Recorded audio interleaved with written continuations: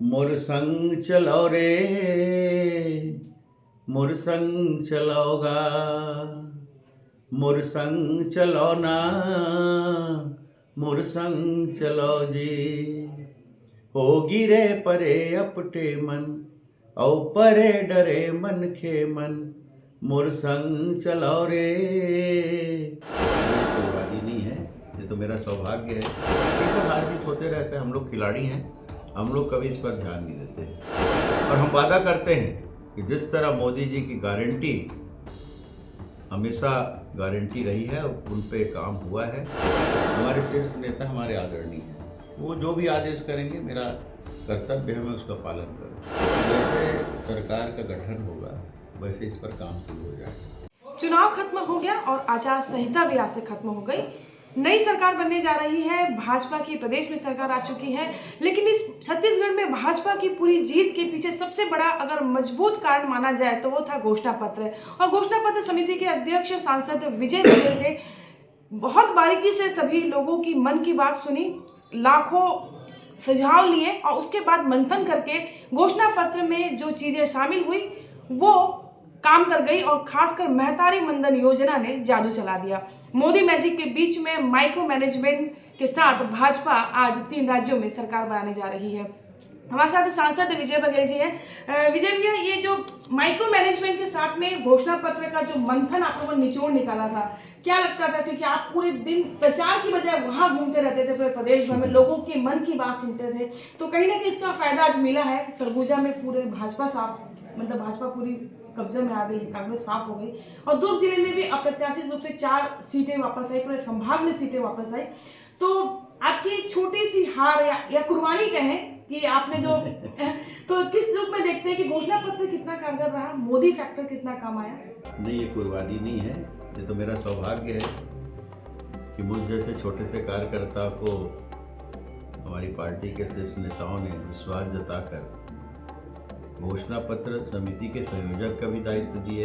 आज सांसद के रूप में हूँ और मुख्यमंत्री के विरुद्ध लड़ने के लिए मुझे प्रत्याशी भी बनाया। ठीक है, हार जीत होते रहते हैं, हम लोग खिलाड़ी हैं, हम लोग कभी इस पर ध्यान नहीं देते।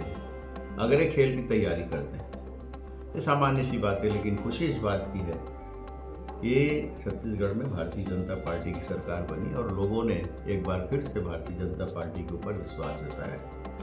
और हम वादा करते हैं कि जिस तरह मोदी जी की गारंटी हमेशा गारंटी रही है, उन पे काम हुआ है, उसी तरह हम अपने घोषणा पत्र पर अक्षरशः पालन करते हुए हमारी सरकार उसमें काम करेगी और जो लोगों के मन में विश्वास और भावनाएं हैं उसका सम्मान करेगी।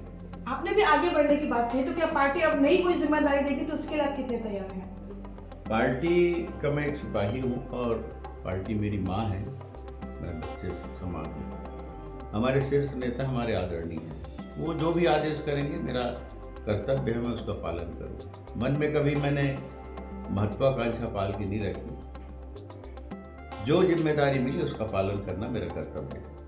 जिस तरीके से भाजपा को यहाँ पर जीत मिली है छत्तीसगढ़ में, तो उसको लेकर के अब बहुत सारी चीजें सामने आती हैं। अब नई सरकार का गठन होगा, मुख्यमंत्री का चेहरा सामने आएगा, मंत्रिमंडल की चीजें आएंगी, तो जनता भी बहुत उम्मीद से आस लगाए बैठी है कि जो घोषणाएं आप लोगों ने की थी वो कितने दिन में पूरी होने जा रही है। खासकर महतारी मंदन को लेकर महिलाओं को काफी उम्मीदें हैं। जैसे सरकार का गठन होगा वैसे इस पर काम शुरू हो जाएगा। हम लोग पहले दिन से, जिस तरह हमारे नेतागण, हमारा पार्टी का सिद्धांत है, पहले दिन से हमारी जवाबदेही तय हो जाती है और उसी दिन से हम काम शुरू कर देते हैं। एक तो हम जो बोनस की बात कही है वो 25 तारीख डेडलाइन हमने दिया है। 25 दिसंबर सुशासन दिवस के दिन, माननीय अटल बिहारी वाजपेयी जी के जन्म दिवस के दिन, वो सभी उस समय के जो हिसाब से जिन किसानों का बोनस रुका हुआ है 2 साल का, वो सारे उनके खाते में डल जाएंगे और शायद उस पर काम अधिकारियों ने शुरू कर दी है, क्योंकि सरकार हमारी है, हमने क्या किया है अधिकारियों को भी मालूम है और शुरू हो गया है। दूसरी बात, जो बाकी और घोषणाएं हैं, निरंतर समयबद्ध तरीके से उसमें काम शुरू हो जाएगा और हम अपनी घोषणाओं को पूरा करना शुरू कर देंगे।